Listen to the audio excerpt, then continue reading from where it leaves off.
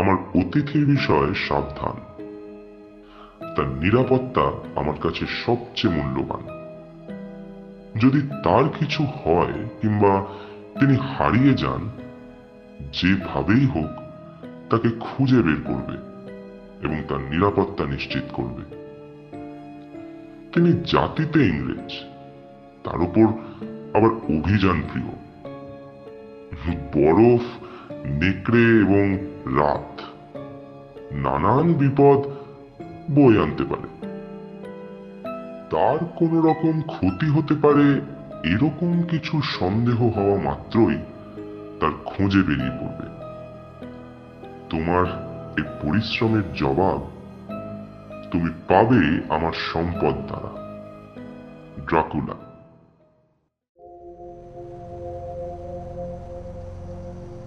কোয়েটজেল ফিল্মসে আপনাদের সকলকে স্বাগত। দেশ বিদেশের নানান লেখকদের রোমাঞ্চকর কিছু কাহিনী দিয়ে সাজানো আমাদের এই বিশেষ নিবেদন রাইটার্স চয়েস। আজ শুনবেন ব্রেম স্টোকের লেখা ড্র্যাকুলাস গেস্ট। অ্যাব্রাহাম ব্রেম স্টোকের জন্ম 8ই নভেম্বর 1847 সালে আয়ারল্যান্ডে। সারা বিশ্বে তিনি জনপ্রিয় ছিলেন ড্র্যাকুলা স্রষ্টা হিসেবে। 20 এপ্রিল 1912 সালে তার মৃত্যু হয়। আজকের গল্প পাঠে সৌপ্তিক দে, সূত্রধর আমি সুরিত ব্যানার্জি। শুরু হচ্ছে ড্র্যাকুলাস গেস্ট।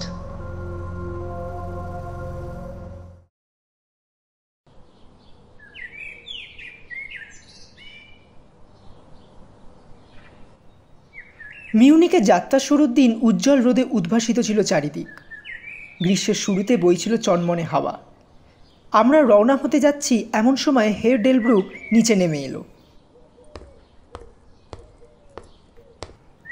আমার ক্যারেজের কাছে এসে আমার যাত্রার জন্য শুভকামনা জানালো। ক্যারেজের ডোরের হাতলের ওপর হাত রেখে কোচম্যানের সঙ্গে কথা বলল। ভুলে যেও না, আজ রাত নামার আগেই কিন্তু তোমাকে ফিরতে হবে। আকাশ ঝকমকে দেখালেও উত্তরে ঠান্ডা হাওয়ার আভাস দিচ্ছে আকস্মিক ঝড় বাদল শুরু হতে পারে। আশা করি তোমার দেরি হবে না। তুমি তো জানোই আজ কিসের রাত। জোরে মাথা ঝাঁকালো জোহান। হাত দিয়ে মাথা হ্যাট স্পর্শ করে ছুটিয়ে দিল গাড়ি।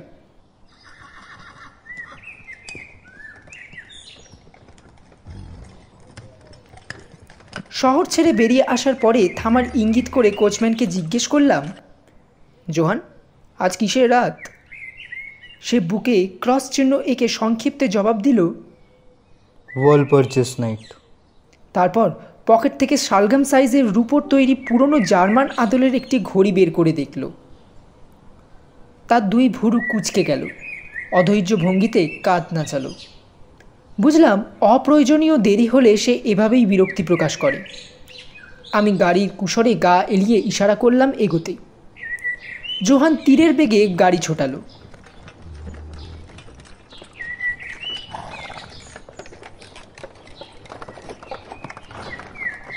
হারানো সময়টা পুষিয়ে নিতে চায়।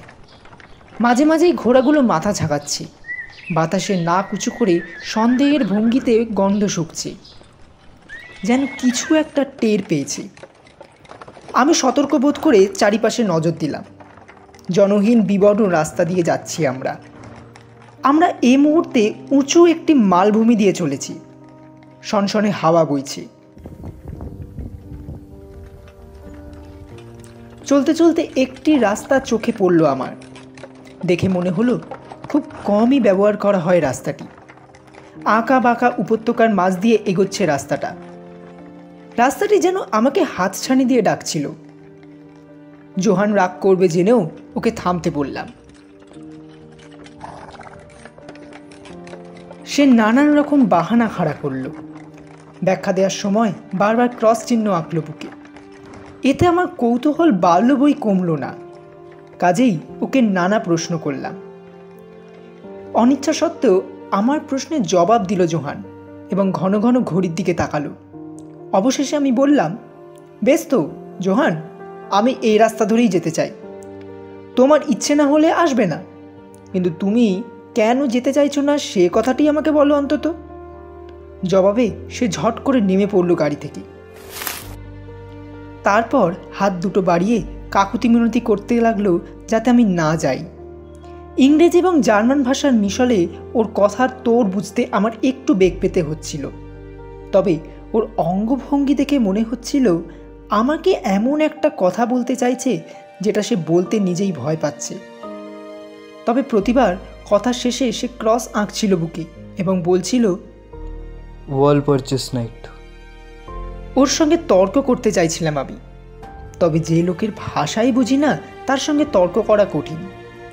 জোহান ভাঙা ভাঙা অশুদ্ধ উচ্চারণে ইংলিশ ব্যবহার করছিল মাঝে মাঝে, তবে উত্তেজিত বলে ফিরে যাচ্ছিল তার মাতৃভাষা এবং প্রতিবারই চোখ বোলাচ্ছিল ঘড়িতে। ঘোড়াগুলোকে দেখলাম কেমন অস্থির হয়ে উঠেছে।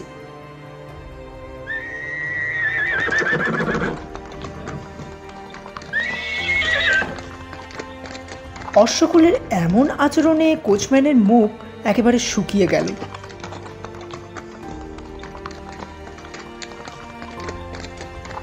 সে ভয়তে চারিদিকে তাকালো। হঠাৎ লাফ মেরে চলে এলো সামনে। ঘোড়ার লাগাম চেপে ধরে ওগুলোকে 20 ফুট দূরে টেনে নিয়ে গেল।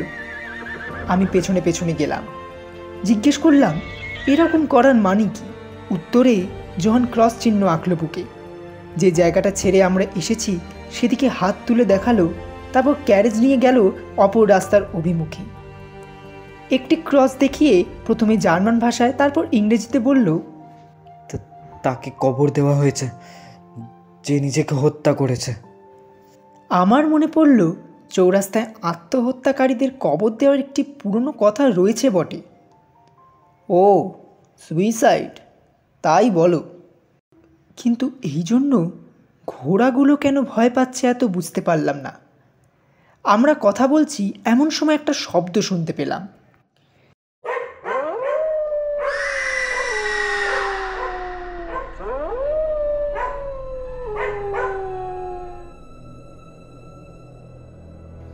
তীক্ষ্ণ চিৎকার আর ঘেউ ঘেউয়ে মিলিত আওয়াজ।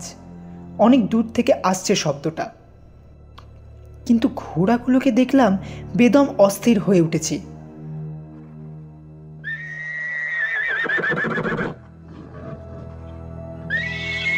ওদের শান্ত করতে ঘাম ছুটে গেল জোহানে। সে মুখ শুকনো করে বলল, নেকড়ের ডাকের মতো আওয়াজ না? কিন্তু কিন্তু এখানে তো কোনো নেকড়ে নেই। নেই? প্রশ্নবোধক দৃষ্টিতে আমি ওর দিকে তাকালাম। কিছুদিন আগেও তো এ শহরের আশেপাশে নেকড়ের পাল ঘুরঘুর করত। সে অনেক অনেক আগে, বসন্তে আর গ্রীষ্মে। কিন্তু তুষারপাত শুরু হওয়ার পরে এদিকে অনেক দিন কোনো নেকড়ে দেখা যায়নি। জবাব দিল জোহান। ঘোড়াগুলোর পিঠে মাথায় হাত বুলিয়ে ওদের স্থির রাখার চেষ্টা করছে কোচম্যান। লক্ষ্য করলাম আকাশে ক্রমে কালো মেঘ হয়ে আসছে। এক ঝলক শীতল দমকা হাওয়া আমাদের ঝাপটা মেরে চলে গেল। তবে একটু পরেই মেঘের আড়াল থেকে বেরিয়ে এসে হেসে উঠল সূর্য। জোহান দিগন্তের দিকে তাকিয়ে মন্তব্য করল, তুষার ঝড়, সে অনেকদিন পর আবার আসছে। আবার ঘড়ি দেখল সে, তারপর শক্ত হাতে লাগাম চেপে ধরল, কারণ তখনও ঘোড়াগুলো মাটিতে পা ঠুকছে এবং মাথা ঝাঁকাচ্ছে। আমার জেদ চেপে গেছে, তাই সঙ্গে সঙ্গে ক্যারেজে চাপলাম না। রাস্তাটা যেদিকে চলে গেছে ওই জায়গাটা সম্পর্কে আমাকে বলো জোহান।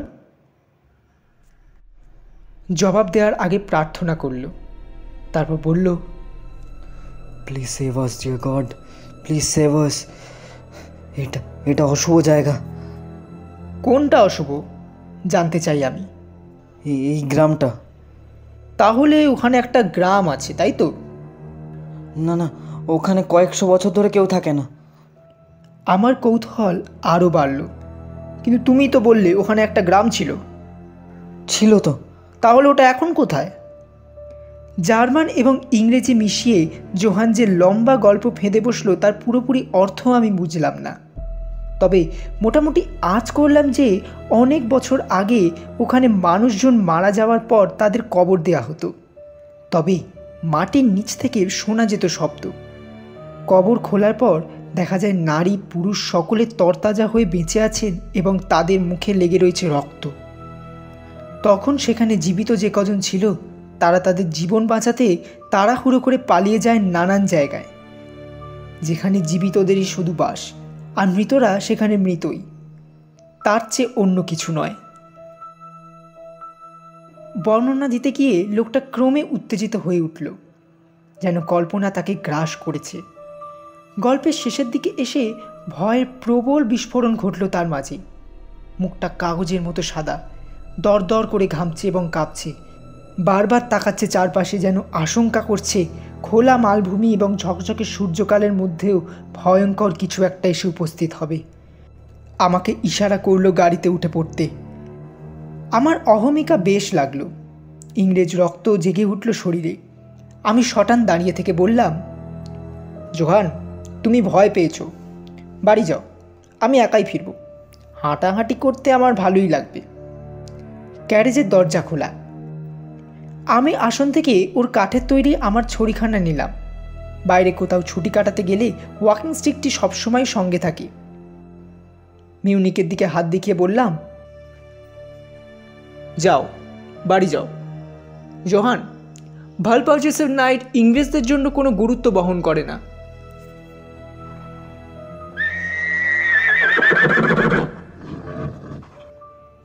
ঘোড়াগুলো এখন আগের চেয়ে আরও বেশি অস্থির।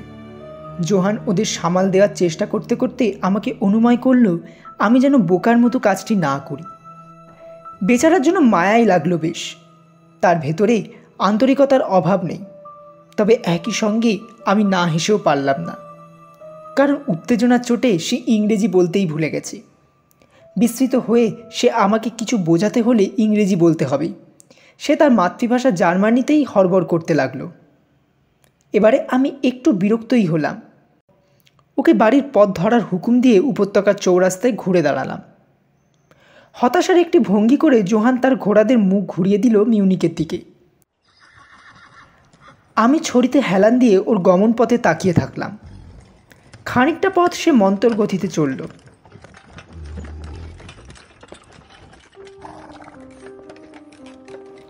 এমন সময় পাহাড় চূড়ায় রোগ পাতলা এবং লম্বা এক লোককে চোখে পড়ল আমার। দূর থেকে হলেও তাকে পরিষ্কার দেখা যাচ্ছিল। লোকটা ঘোড়াগুলোর কাছে আসতে ওরা যেন পাগল হয়ে গেল, লাফাচ্ছে, লাথি ছুটছে, তারপর আতঙ্কে হেমবারব শুরু করে দিল। জোহান কিছুতেই ওদের শান্ত করতে পারছে না। ঘোড়াগুলো রাস্তা ধরে উন্মত্তের মতো ছুটল।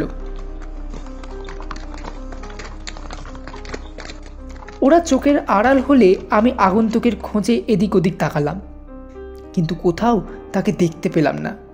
সেও চলে গেছে।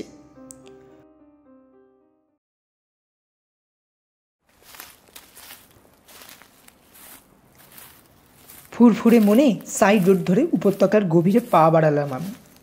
যেদিকটা যেতে মানা করেছিল জোহান সেদিকেই। ওর বারণ শোনার মতো কোনো যুক্তিই আমি খুঁজে পাইনি। ঘণ্টাখানেক স্রেফ ঘুরে বেড়ালাম সময় কিংবা দূরত্বের কথা চিন্তা না করে। এর মধ্যে না কোনো মানুষজন, না কোনো ঘরবাড়ি নজরে এলো। একদম জনমানব শূন্য এলাকা।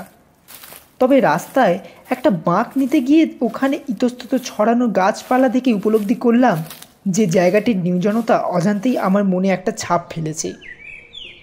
আমি বিশ্রাম নেওয়ার জন্য একটু বসে চারপাশে চোখ বোলালাম। খেয়াল হলো হাঁটার সময় যতটা ঠান্ডা অনুভূতি হচ্ছিল তার চেয়ে বেশিই ঠান্ডা লাগছে এখন।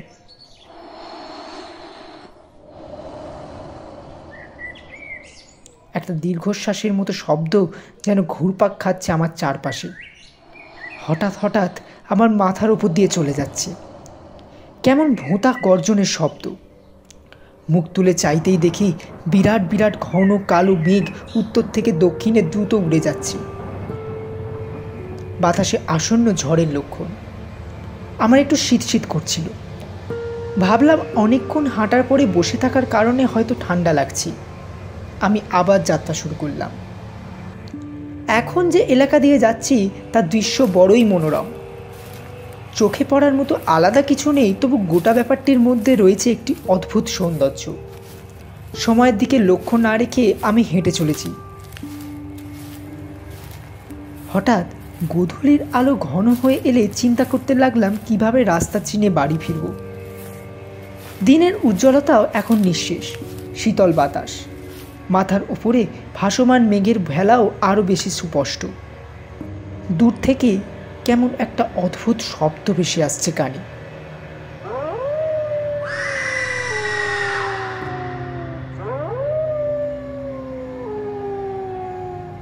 সেই রহস্যময় চিৎকারের মতো আওয়াজ, কোচম্যান যাকে বলেছিল নেকড়ের ডাক। আমি কিছুক্ষণ দোনমুনো করলাম। আমি বলেছিলাম পরিত্যক্ত গ্রামটি আমি দেখব, তাই হাঁটায় বিরতি দিলাম না। একটু পরে এসেই পড়লাম চারিদিক থেকে পাহাড় দ্বারা অবরুদ্ধ সুপ্রশস্ত একটি খোলা জায়গায়। পাহাড়গুলোর ধার বা পাশগুলো গাছপালায় ঢাকা, ছড়িয়ে গেছে মালভূমির দিকে। কোথাও ছড়ানো ছিটানো, কোথাও ঝাড় বাঁধা, এখানে সেখানে অনুচ্চ ঢালসহ ফাঁকা জায়গা আছে। রাস্তাটি অনুসরণ করলো আমার চোখ। ওটা একটা ঘন গাছের ঝাড়ের ধারে বাঁক দিয়ে পেছন দিকে মিলিয়ে গেল।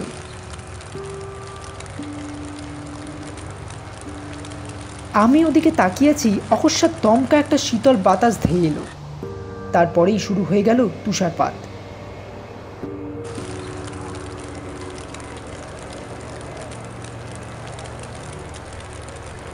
এই ঊষর রাজ্যের মাইলের পর মাইল জনমানব শূন্য নির্জন পথের কথা মনে পড়ল আমার।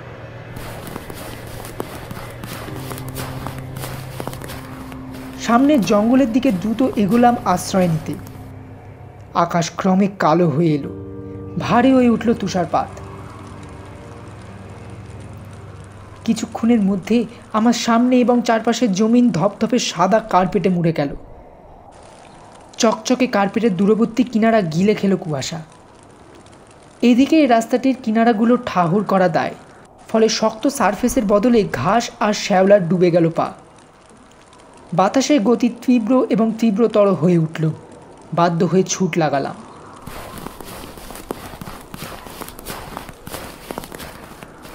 বরফের মতো ঠান্ডা বাতাস। নিয়মিত ব্যায়াম করা সত্ত্বেও আমার বেশ কষ্টই হতে লাগলো। খানিক পর আকাশ চিরে ঝলসে উঠছে বিদ্যুতের রেখা। তার পরিষ্কার আলোয় দেখতে পেলাম সামনের গাছে একটা ঘন সারি, বেশিরভাগই হিউ এবং সাইপ্রেস। গায়ে বরফের পুরো চাদর নিয়ে জড়াজড়ি করে দাঁড়িয়ে আছে। আমি গাছগুলোর নিচে গিয়ে শরণ নিলাম। এখানটা অপেক্ষাকৃত নীরব, তবে মাথার উপর দিয়ে শোঁ শোঁ বইছে ঝোড়ো হাওয়া। ঝোড়ো অন্ধকার মিশে গেল রাতের আঁধারের সঙ্গে। ক্রমে মনে হচ্ছিল কমে আসছে ঝড়ের বেগ। এখন মাঝে মধ্যে কেবল শোনা যাচ্ছে দমকা বাতাসের শব্দ।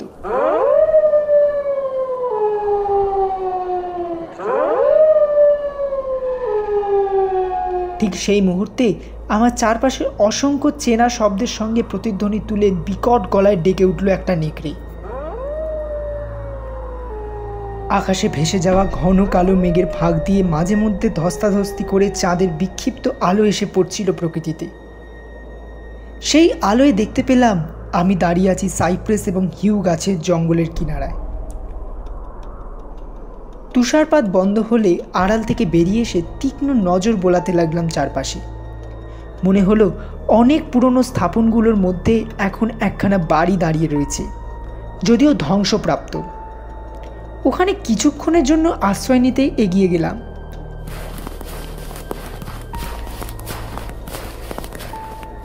ঝোপঝাড়ের কিনারা ঘেঁষে এগোতেই দেখি ওটাকে নিচু একটা পাঁচিল বৃত্তাকারে ঘিরে রেখেছে। পাঁচিল অনুসরণ করে সামনে বাড়তে একটা খোলা জায়গায় এসে পড়লাম। এখানে সাইপ্রেস গাছগুলো একটা গলির মতো তৈরি করেছে, যেটা বিস্তৃত ঘটেছে এক ধরনের ভবনের কাঠমোড়ের দিকে। ওটা যেইমাত্র চোখে পড়েছে হঠাৎ মেঘ ঢেকে ফেলল চাঁদ। অন্ধকারে আমি পথটি পার হলাম। বাতাস নিশ্চয়ই এখন আরও শীতল, কারণ হাঁটতে গিয়ে আবার বেশ শীত লাগছিল। তবে আশ্রয় মিলবে এই আশায় আমি অন্ধের মতো এগিয়ে চললাম।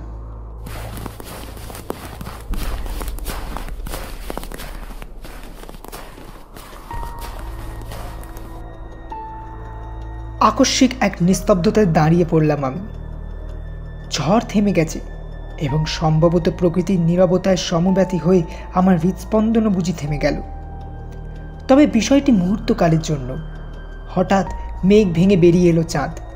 জ্যোৎস্নায় দেখতে পেলাম আমি দাঁড়িয়ে আছি একটি কবরস্থানে এবং আমার সামনে চৌকানো যে জিনিসটি দেখতে পাচ্ছি সেটি মার্বেল পাথরের একটি প্রকাণ্ড সমাধিস্তত্ত্ব, আমার চারপাশে বরফের মতোই ধপধপে সাদা।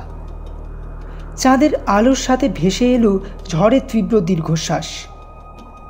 মনে হলো অসংখ্য কুকুর অথবা নেকড়ে এক টানা চাপা গর্জন করে চলেছে।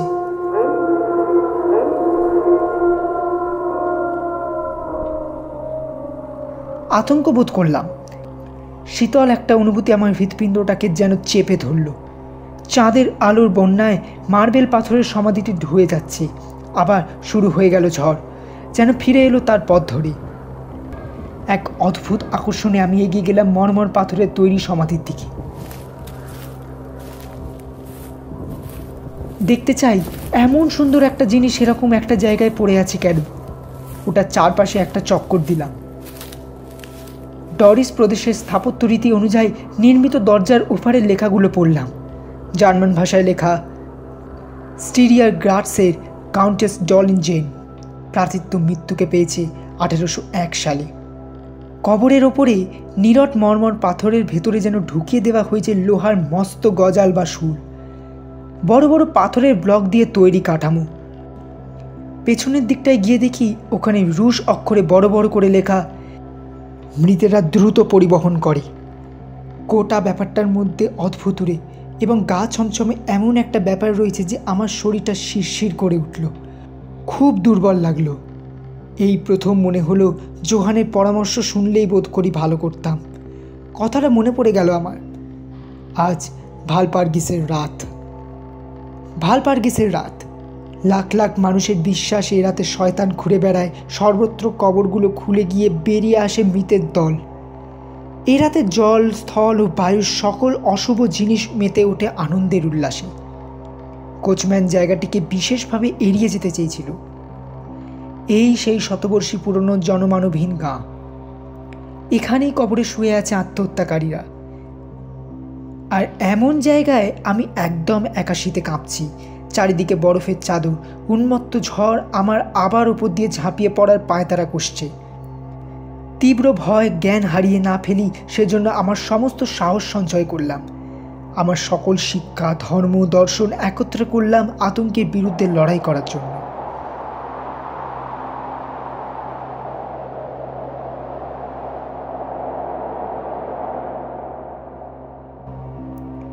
একটা প্রবল ঘূর্ণিঝড় আমার গায়ে আছড়ে পড়ল। থরথর করে কেঁপে উঠল মাটিটা, যেন হাজার হাজার ঘোড়া জমিনের ওপর দিয়ে দাপিয়ে বেড়াচ্ছে। এবারে ঝড় এলো তার শীতল ডানায় চেপে, বরফ নয়। প্রকাণ্ড শিলা পড়তে লাগলো এমন জোরে যে সাইপ্রেস গাছগুলোর পাতা ছিঁড়ে গেল, ডাল ভেঙে গেল।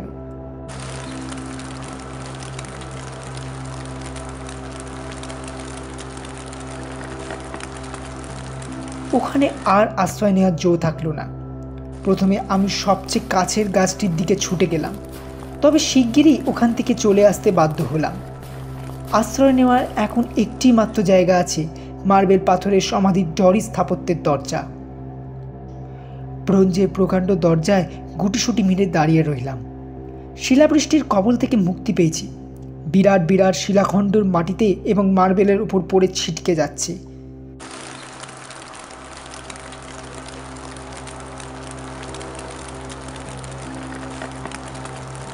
দরজায় হেলান দিয়েছি, এমন সময় ওটা সামান্য নড়ে উঠে ভেতর দিকে খুলে গেল। এই নির্মম ঝড়ের মধ্যে কোনো কবরের আশ্রয় আনন্দদায়ক, কিন্তু আমি যেই ভেতরে ঢুকে গেছি, সাপের জীবের মতো চেরা বিদ্যুতের ঝলকানি আলোকিত করে তুলল গোটা আকাশ। ওই মুহূর্তে দেখতে পেলাম কবরের অন্ধকার সমাধানে শুয়ে আছে এক অপূর্ব সুন্দর নারী। গোলাকার মুখ, টসটসে লাল গাল, মাথার উপরে দানবীয় একটা হাত যেন আমাকে টেনে মেরে ওখান থেকে ছুটিয়ে এনে ছুঁড়ে ফেলে দিল ঝড়ের মধ্যে। ব্যাপারটা এমন আকস্মিক ঘটে গেল, ধাক্কাটা সামলে ওঠার আগেই আমার গায়ে আছড়ে পড়ল শিলা। একই সময় মনে হলো এখানে আমি ঠিক একা নই। সমাধির দিকে তাকালাম, আবার জ্বলে উঠল সেই ধাঁধানো বিদ্যুতের আলো, যেন আঘাত আনলো কবরের লোহার গজলে, আর প্রচণ্ড বিস্ফোরণে আগুনের একটা হুলকা তৈরি করে চূর্ণ বিচূর্ণ করে দিল মার্বেল পাথর।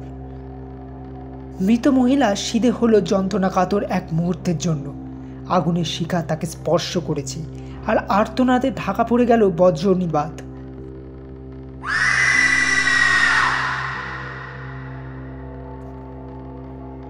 আমি শেষে যে জিনিসটি শুনতে পেলাম তা এই ভয়ঙ্কর মিশ্রিত আওয়াজ। আবার আমাকে চেপে ধরল এক দানব হাত এবং টেনে ছুঁড়ে ফেলে দিল। আমার গায়ে আঘাত আনছে শিলা, বাতাসে প্রতিধ্বনি হচ্ছে নেকড়ের ডাক। শেষে যে দৃশ্যটি মনে পড়ে তা হলো আবছা সাদা রঙের চলমান একটি স্তূপ, যেন কবর থেকে বেরিয়ে পড়েছে কাফনের কাপড় মোড়ানো অশরীরীর দল। তারা শিলাবৃষ্টির ধবল ধোঁয়া ভেদ করে ক্রমে এগিয়ে আসছে আমার দিকে।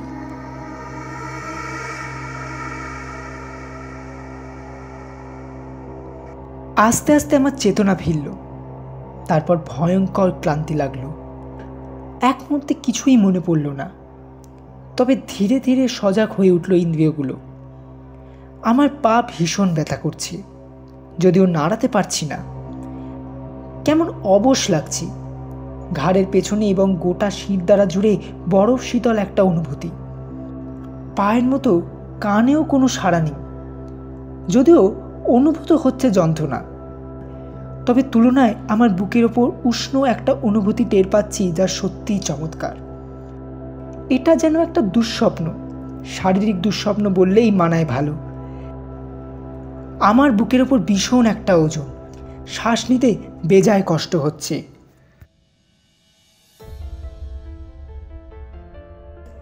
এইরকম তন্দ্রা ভাবটি দীর্ঘস্থায়ী রইল। এরপর ধীরে ধীরে উবে গেল। হয় আমি ঘুমিয়ে পড়েছিলাম কিংবা মূর্ছা গেছি। তারপর বমি বমি ভাব হলো, ঠিক যেরকম প্রথম সমুদ্রের ভ্রমণে গেলে হয়। নিজেকে অচেনা কিছু থেকে মুক্ত করে নিতে প্রবল আকাঙ্ক্ষা জাগল মনে, যদিও সেটা কি তা জানি না। স্থির বিশাল এক নীরবতা আমার উপর চেপে বসেছে, যেন গোটা পৃথিবী ঘুমিয়ে পড়েছে অথবা মারা গেছে।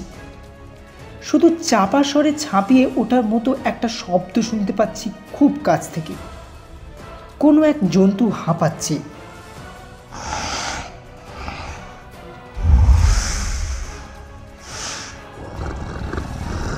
গলায় উষ্ণ স্পর্শ পেলাম এবং একটি ভয়ঙ্কর সত্য উপলব্ধি করতে পেরে আমার হৃৎপিণ্ডে বইল বরফ জল এবং ঝাঁ ঝাঁ করে রক্তপ্রবাহ ছুটল মস্তিষ্কে।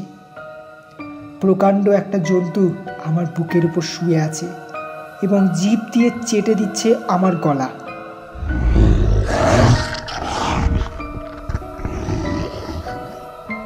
ভয়ের চোটে আমি নড়াচড়াও করতে পারছি না।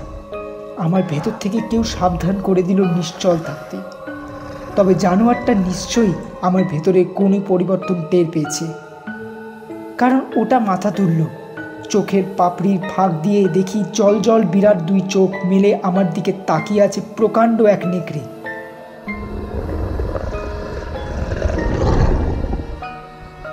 তার হাঁ করা লাল মুখে ঝলকাচ্ছে তিক্ততার সাদা সাদা দাঁত।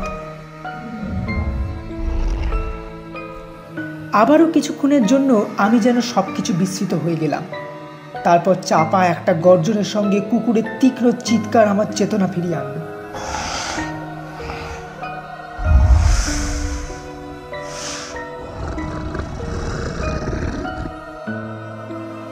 এমন সময় অনেক দূর থেকে সম্মিলিত কণ্ঠে শুনতে পাওয়া গেল, হ্যালো হ্যালো হ্যালো হ্যালো।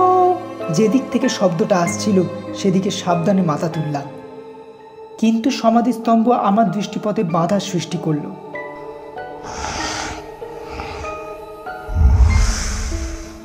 নেকড়েটা তখন বিচিত্র ভঙ্গিতে চিৎকার করে ফেলেছে এবং লাল রঙের চোখ ধাঁধানো একটা আলো শব্দ অনুসরণ করে যেন সাইপ্রেসের বনে চক্কর দিতে লাগলো। Hello hello hello. কণ্ঠস্বরগুলো কাছে আসতে নেকড়ের ডাক দ্রুততর এবং উচ্চতর হয়ে উঠল।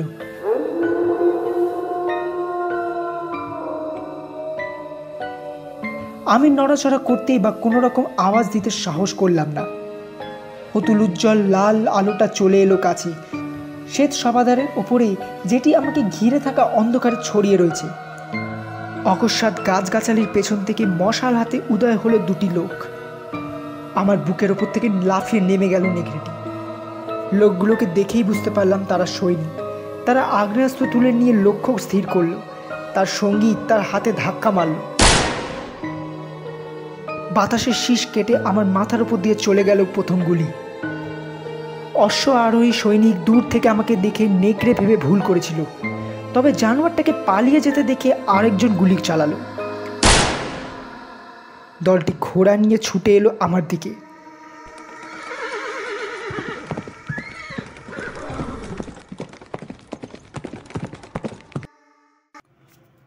লোকগুলো কাছে আসতে আমি নড়বার চেষ্টা করলাম, কিন্তু নড়তে পারলাম না, যদিও কি ঘটছে তা সবই দেখতে এবং শুনতে পাচ্ছি। দুজন সৈনিক ঘোড়া থেকে লাফ মেরে আমার কাছে এসে বসল। এদের একজন আমার মাথাটি তুলে ধরে বুকে রাখল। আমার মুখে খানিকটা ব্র্যান্ডি ঢেলে দেওয়া হলো। এতে কিছুটা শক্তি পেলাম আমি এবং পুরোপুরি চোখ মেলে তাকাতে পারলাম। ওকে পেলে? সমস্বরে জবাব এলো, না না, জলদি চলো জলদি, এখানে রাত করার কোনো মানে হয় না, সেরম জায়গা এটা নয়। ওটা কি ছিল? ছুঁড়ে দেওয়া হলো প্রশ্ন। অস্পষ্ট গলায় বলল একজন, ওটা সেটাই, পবিত্র বুলেট ছাড়া ওকে খতম করা অসম্ভব। অফিসার আমাকে তুলে নিয়ে বসিয়ে দিল। সে একটা নির্দেশ দিতেই তার আরেকজন লোক এসে আমাকে ধরাধরি করে একটা ঘোড়ার পিঠে চাপিয়ে দিল।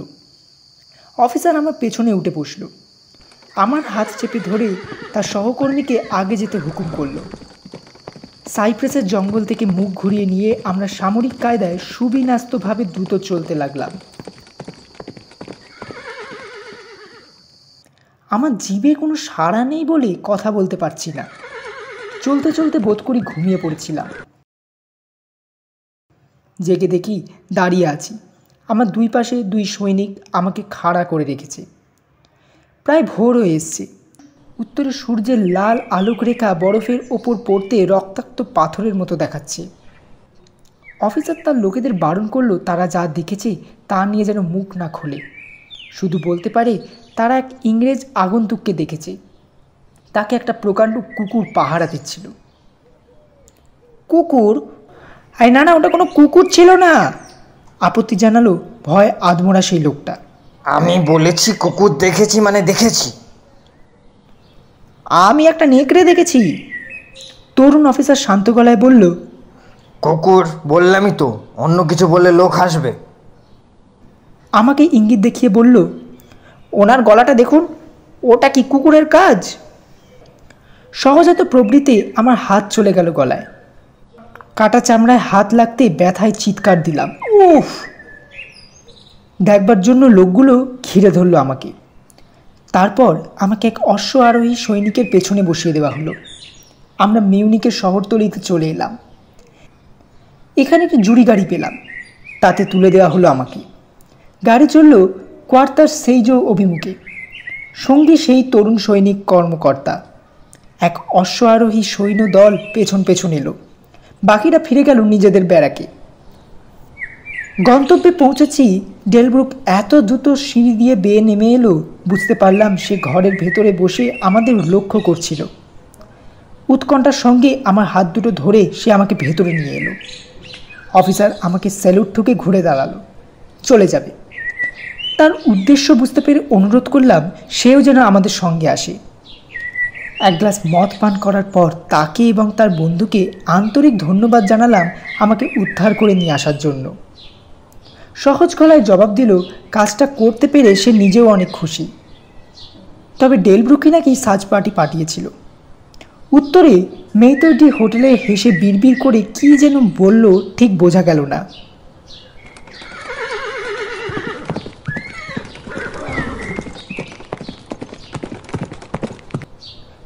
অফিসার একটু পরে বিদায় নিয়ে চলে গেল। কিন্তু ডেলব্রুক, ওই সৈন্যদের কিভাবে এবং কেন আমার খোঁজে পাঠানো হলো? কাঁধ ঝাঁকিয়ে এসে জবাব দিল, আমার ভাগ্য ভালো যে রেজিমেন্টে আমি কাজ করতাম সেখানকার কমান্ডারের কাছ থেকে ছুটি পেয়েছিলাম। তার কাছেই আমি কিছুটা ভলেন্টিয়ার চাই। কিন্তু আপনি কি করে বুঝলেন যে আমি হারিয়ে গেছি? কোচম্যানের কাছ থেকে জানতে পারি ব্যাপারটা। তার ঘোড়াগুলো পালিয়ে গেলে সে ভাঙা গাড়িটি নিয়ে হাজির হয়েছিল। কিন্তু শুধু এ কারণে তো আপনি সৈন্যদের সার্চ পার্টি পাঠাননি। না না, কোচম্যান আসার আগেই আমি বেয়ারার থেকে একটা টেলিগ্রাম পেলাম, যেখানে অতিথি হিসেবে আপনিই ছিলেন। এই নিন, এই নিন।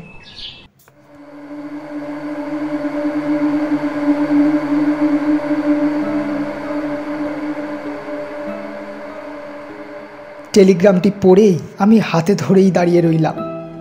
গোটা বাড়ি যেন চক্কর দিতে লাগলো বনবন করে। মেথডি হোটেল আমাকে ধরে না ফেললে নির্ঘাত পড়ে যেতাম। পুরো বিষয়টির মধ্যে এমন অদ্ভুত, উদ্ভট এবং কল্পান্বিত ব্যাপার রয়েছে যা আমার ভেতরে একটি অনুভূতি এনে দেয়, যেন বিপরীত শক্তির ঘূর্ণাবর্তে আমাকে টেনে নিয়ে যাওয়া হচ্ছিল। একটা আবছা ভাবনা যা আমাকে এরকম চলন শক্তিহীন করে দিয়েছে। নিশ্চয়ই কোনো রহস্যময় প্রোটেকশন অধীনে আমি ছিলাম। এক দূর দেশ থেকে যথাসময়ে এসেছিল এক বার্তা যা আমাকে বরফ ঘুম এবং নেকড়ের কামড়ের কবল থেকে রক্ষা করেছে। টেলিগ্রামে যা লেখা ছিল তাই। বিস্ট্রিঞ্জ, ট্রান্সিলভানিয়া, রোমানিয়া। আমার অতিথির বিষয়ে সাবধান। তার নিরাপত্তা আমার কাছে সবচেয়ে মূল্যবান। যদি তার কিছু হয় কিংবা তিনি হারিয়ে যান, যেভাবেই হোক তাকে খুঁজে বের করবে এবং তার নিরাপত্তা নিশ্চিত করবে। তিনি জাতিতে ইংরেজ, তার উপর আবার অভিযান প্রিয়। বরফ, নেকড়ে এবং রাত নানান বিপদ বয়ে আনতে পারে। তার কোন রকম ক্ষতি হতে পারে এরকম কিছু সন্দেহ হওয়া মাত্রই তার খোঁজে বেরিয়ে পড়বে। তোমার এই পরিশ্রমের জবাব তুমি পাবে আমার সম্পদ দ্বারা। ড্রাকুলা।